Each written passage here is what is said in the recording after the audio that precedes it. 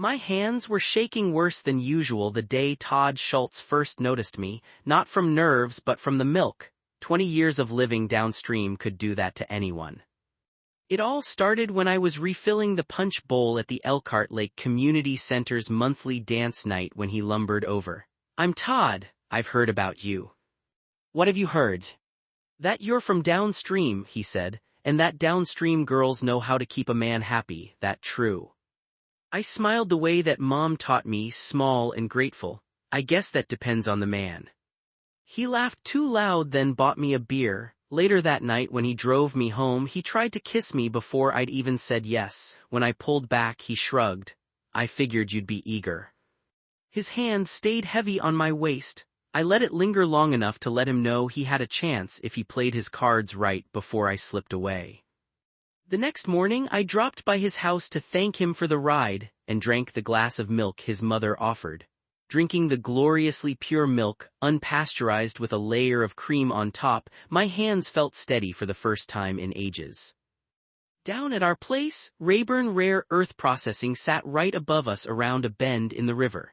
Whatever they leached into the water had been leaching into our cows ever since the government declared Rayburn a vital national asset at the beginning of the Iran war. We called it the curse. Mom's fingers trembled when she knit. Dad's teeth had fell out one by one. But even mentioning the pollution was a crime under some federal statute. It also wasn't polite to be asking questions about food safety 20 years into the Iran war when the price of ground beef was $100 a pound and farmers like us had plenty to eat. But upstream farmers like the Schultzes had amazing clean water springing right off Wisconsin's Kettle Moraine. Downstream, no one could sell their land, and nobody even tried anymore. Todd was rude more often than not.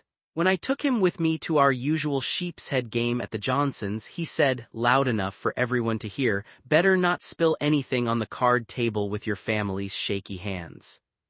Big Mike chuckled nervously. I laughed along and wiped a spill that wasn't even there.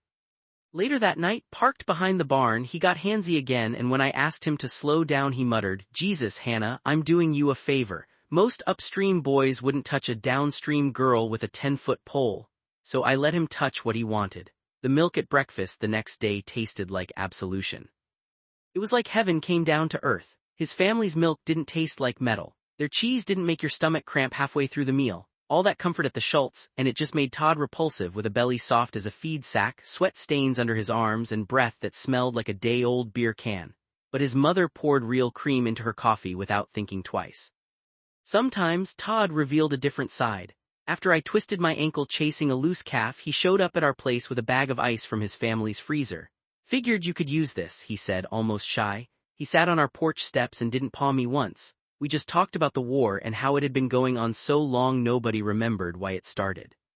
How the internet had been turned off and the 3 TV channels were repeating the same cheesy USDA ad with an ancient Timothy Chalamet telling the country to drink Wisconsin milk. We laughed at how downstream milk was being mixed in and the whole country didn't even know. I had already started seeing myself as upstream. For a few days, Todd seemed almost kind.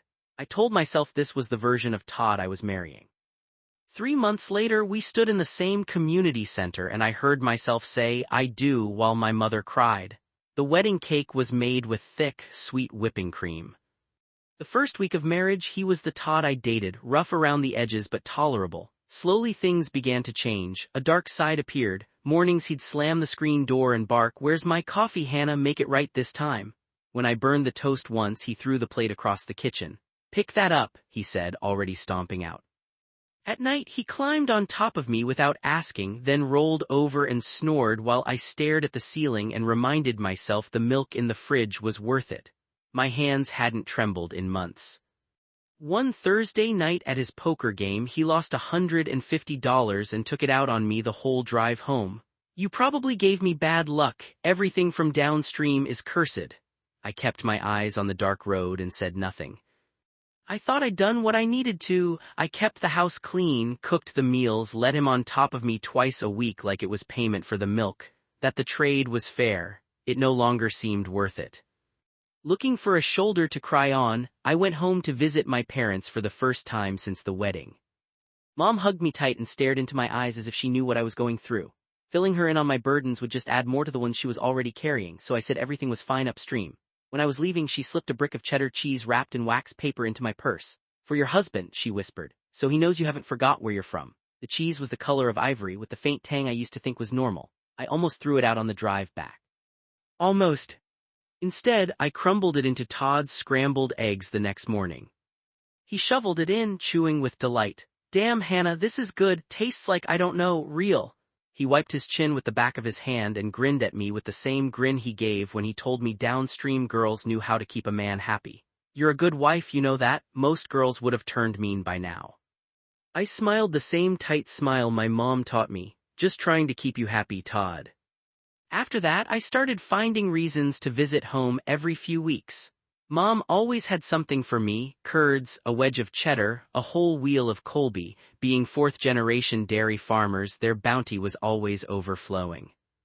I told Todd my new recipes were from the women's magazines. The internet had been turned off now forever, so he didn't have any way to check. I spent more time alone in the kitchen, slicing the cheese thin enough to hide in his sandwiches. He started asking for more. Make me one of those special grilled cheeses, baby. He'd eat 3 at a sitting, grease shining on his lips, and then pull me onto his lap afterward, even though I hated the way his sweaty belly felt against me. You put up with a lot for me, he'd say, breath already heavy with beer by lunchtime. Most wives would have left, but you're loyal. I'm happy I married you, baby. I watched the tremors start in his fingers around the 3rd month, just a flicker when he picked up his coffee mug.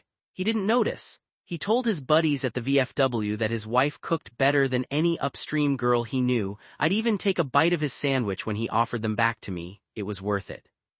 Last Thursday we played sheep's head at the Johnsons like usual. Todd's hands shook as he dealt the cards. He laughed it off and blamed the beer. Under the table I held his trembling palm with my steady hand. He squeezed back. Later in bed he whispered against my neck, I don't deserve you, Hannah, you're the best wife in Elkhart Lake. After he fell asleep, I lay in the dark and listened for hours to the cows up here, where the water ran clean.